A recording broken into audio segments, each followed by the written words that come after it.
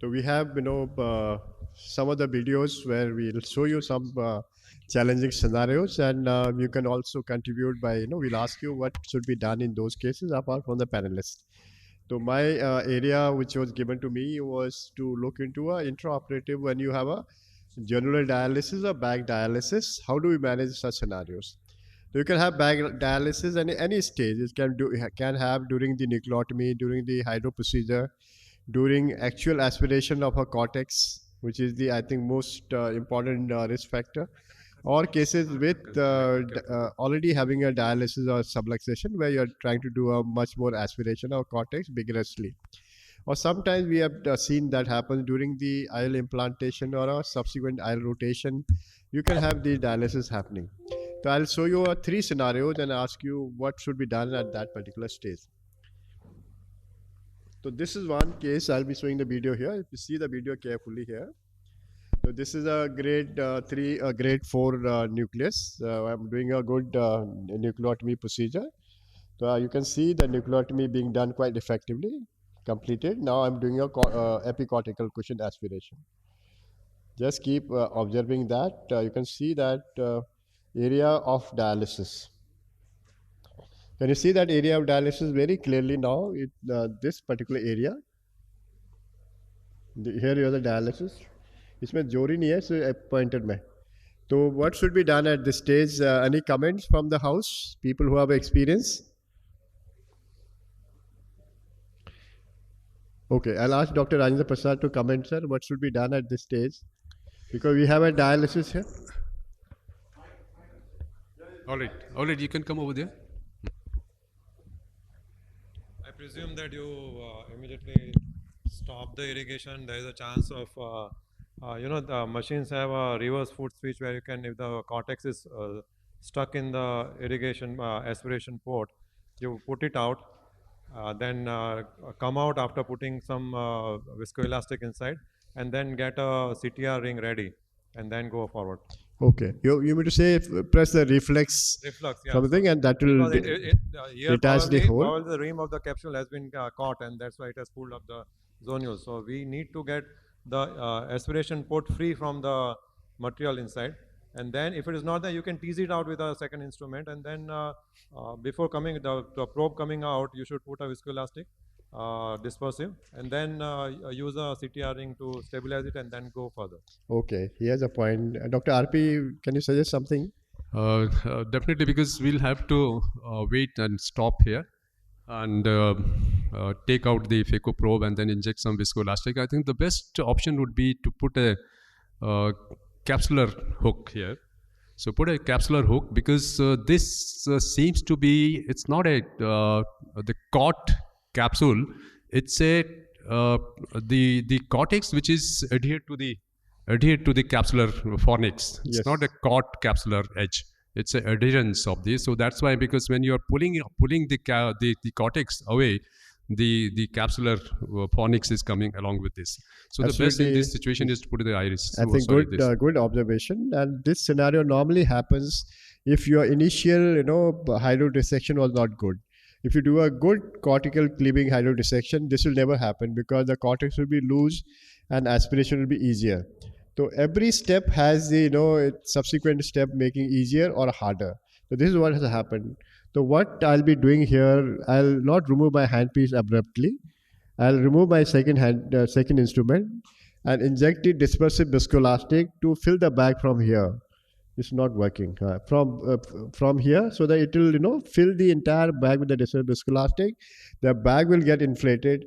Then you can aspirate, take out the handpiece, or do a bimanual aspiration. See how effectively you can manage the bag. Let's see what I have done in this particular case. So that is what I'm doing. I'm putting a dispersive viscoelastic here. I'm not removed my handpiece here. After that, with the filled with the dispersive viscoelastic, I'm trying to remove the capsule. As Dr. Rajendra Prasad rightly said, it was not the capsule I was thinking, it was this particular thing was attached. So this bimanual apparatus is very, very handy here. So I'm injecting the dispersive viscoelastic before I come out. Then again, now cohesive viscoelastic in that area. I didn't put the hook here. I thought this hardly 2 clock hours of dialysis. The CTR is being put here. Subsequently, the CTR has to go little away from there. So I'll put here. It's then stable here. The idea is not to show the dialysis. Idea here is to understand the initial procedure of hydro procedure is going to make a huge difference in a subsequent entire rotational nucleus and aspiration of epicortex and managing the bag effectively. CTR is one very important necessity in your operating table. You may require any time the CTR. You may not require, but may require. So it should always be standby in your cataract trolley as such. So this is one more video, similar type of case. So I'm doing a complete aspirin. I've removed the cortex here. All the cortex are effectively removed. Now I'll be injecting a viscoelastic to inject the IOL. IOL is done. Now see, everything is all right, but sometimes you may be little vigorous. I'm trying to push my IOL to remove the posterior fibers. But see here, I've got a last back dialysis here because I pushed the IOL like this. So this is a stage again. You may have to do similar. I'll re-inject the dispersive viscoelastic anteriorly and posteriorly also, and inject the CTR. So you have to inject CTR in such a way it doesn't get entangled to a haptic here. So for that you have to inject viscoelastic little in the back so that this IOL gets lifted up. Then put a CTR here. I'll put CTR just underneath the IOL and rotate in the same manner. It will get fixed up nicely here. Here again, the learning here is when you have a viscoelastic in the anterior chamber, viscoelastic in the back, and IOL is there. Whenever you're manipulating the IOL, it should be a little gentle so that it doesn't disrupt the anatomy of capsular bag in these cases. So this is another case, high myopic patient. A really nice capsular axis, complete good hydrodissection. I'm doing a little trench to create the hold and subsequent chop here. You'll see during my subsequent chopping here, I'll try to rotate. You can see the bag here now during rotation. Entire bag is loose here. So I can't rotate because bag is absolutely fragile at this case. You can see that movement of a bag. So this entire bag is loose. So this is a time I thought I would do a fixation of a capsular axis. Dr. Rajendra Prasad, what you would have done? Should I put a CTR at this stage, or should I put a hooks to manage the capsular bag integrity? Putting CTR at this stage would be difficult. That is one thing, because the nucleus is so big and so hard. And the best would be to hold the capsule with the capsular hooks. Yeah. In this situation. Any different ideas? I think that is what I also thought. CTR putting in this mobile bag, and the entire nucleus is bulky. It will be difficult. It may not be able to support the bag integrity. It's always better to make a incision at that time. Put hooks, and subsequently you can manage. I made a 6 entries of thing so that you have a hexagonal fixation. So I have 3, 4, 5, 6. So you can have a nice hold, and subsequently you can complete the phaco in this particular case here. This is the last piece I'm taking out. Epicortex will be removed. And make sure at this time also, it is always important to maintain the integrity of capsular bag. Now I'm doing a bimanual aspiration. That is always better in those cases where you have a loose bag as well as you have put a high iris hooks, because some of the fibers may be entangled with the iris hooks. Always complete the aspiration before you put a CTR, because after putting CTR, sometimes aspiration can be difficult. In that process, we might damage further journals here. So I'm removing some of the bag, inject the cohesive viscoelastic to maintain the bag in all around. Enlarge the incision now. I'm putting a 3-piece lens. This is a high myopic patient. As such, require the expand series of IOL. So I'm putting this IOL in the bag. The other option could have been I would have put the lens in the bag, and this being a larger diameter lens would have stretched the capsular bag. But I thought the bag is loose. in the long run, this bag may not be sustainable for a IOL. It might drop down in the next 5 to 10 years. The idea here is to put the lens in the sulcus. So haptics will be supporting the sulcus. And to center the optics, I've got a capture of this particular optics into the rexus. So this is the lens going to a sulcus now. This is the trailing edge. I'll get the lens. Now I'll get into the inside the capsular bag, push this lens inside, and get a capsular, you can say anterior capture with happening this lens. The two things I did, one is capsular bag was fixed during my necrotomy procedure, so that further damage doesn't occur. And second was to place the IOL on the sulcus. The haptics are resting there, and for getting good centration, optic was captured into anterior capsular axis. Because I had enlarged the incision here, I put one suture. Because if you enlarge the incision, you could put the lens, not wound assisted, into the over the rexus margin. Okay, thank you. And any comments, Dr. Rajendra Prasad? Okay, thank you very much, Professor Titiyal, and the beautiful videos we have seen and how to manage the dialysis of the capsule, and especially the last case where the whole capsular bag was so loose and it's completely mobile.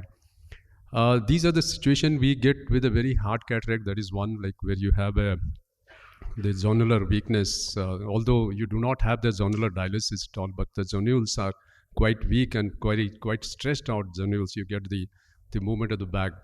And then, of course, as Professor Titiyal has shown, it's high myopia. You get a very big and mobile bag. And these situation, like you have to be really careful while operating, because your phaco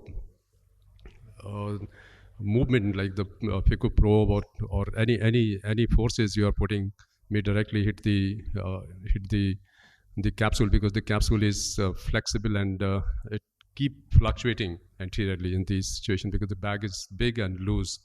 So you have to keep your phaco parameters low, set your vacuum and the aspiration rate you have to keep it low, so that you do not get too much of fluctuation, because otherwise you may hit the posterior capsule. And the another situation, like if the zonular dialysis is another problem which we may come across in this situation. And then putting the IOL, as Professor Titiyal has shown, like he has preferred to use the 3-piece IOL. And 3-piece IOL on the capsule or in the sulcus is one way. But then what about putting the single-piece IOL within the bag? Well, that would have been an option in these cases. But what happens when you have this bag so loose?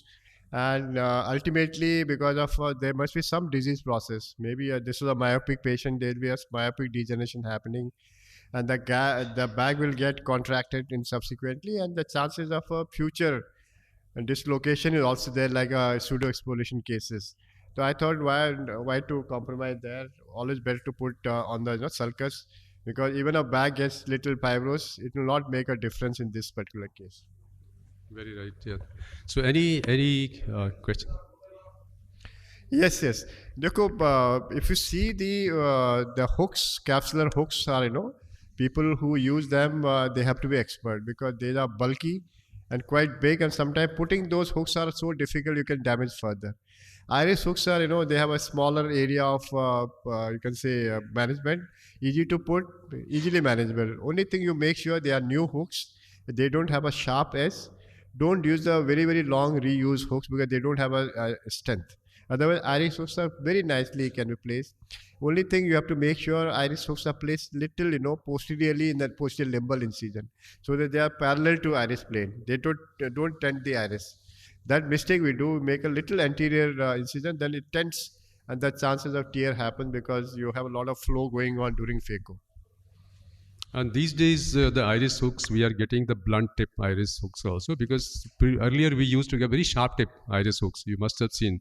But the last few years, we are getting the blunt tip, and it's very safe to put these iris hooks. Yes, you wanted to say something? Mike, please. Mike, yeah. Good. In the last case where the zonular weakness was all 360 degrees, and the whole complex was shaking.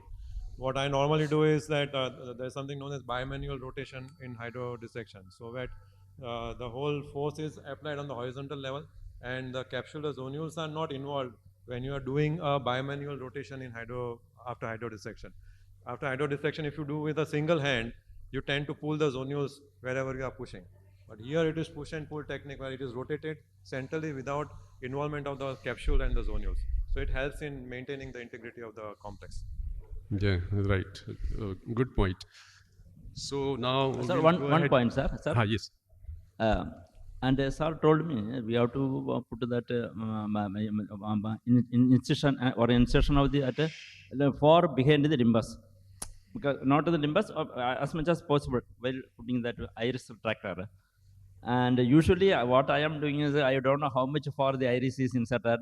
So limbus or just anterior to the limbus will put the iris hook. And how many millimeter back we can put, sir, practically in the limbus? How much millimeter back we can start inserting that iris retractor?